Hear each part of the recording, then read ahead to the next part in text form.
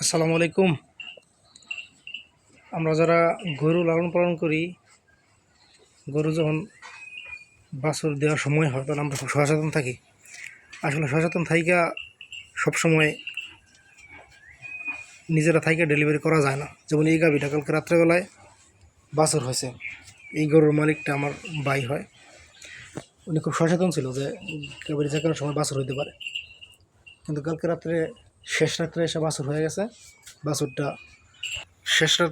শেষ রাত্রে বাছুর হয়েছে। বাছুরটা একলাই হয়ে একেবারে ওই পিছনে গরুর পিছনে যাইয়া লেদা টেদার মাঝে একেবারে বই হয়ে গেছে। উনি যতক্ষণে খোঁজ পাচ্ছে ততক্ষণে বাছুর একেবারে লেদা দিয়ে বইরা শরীরের এরিয়াতে ময়লা হয়ে গেছিলো। বাছুর একটু দুর্বল হয়ে গেছে। পরে সকালবেলা সজাগ পেয়ে উনি তাড়াতাড়ি যাই এটা নিয়ে শরীরটির মুইসা ঠিক করছে। তাই এখন আল্লাহর রহমতে বাছুর এবং গাভী দুইটাই সুস্থ আছে।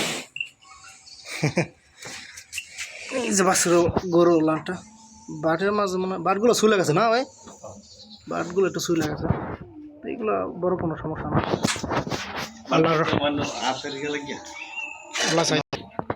আল্লাহ চাইতে ওইগুলো সব ঠিক হয়ে যাবে, এইগুলো কোনো বড় সমস্যা না।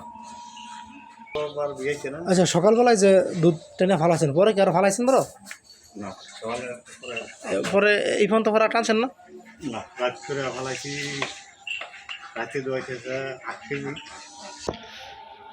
এরকম একটা গাবি, এটা যে যারা এই গরুগুলো পালে আসলে এদের খুব আশা আকাঙ্ক্ষার, খুব আশা নিয়ে থাকে যে কবে একটা বাছুর হবে, ভালো একটা বাছুর হবে। তো বাছুরটা ভালো হয়েছে, বাছুরটা খুব ভালো মানের একটা বাছুর আছে, সার বাছুর।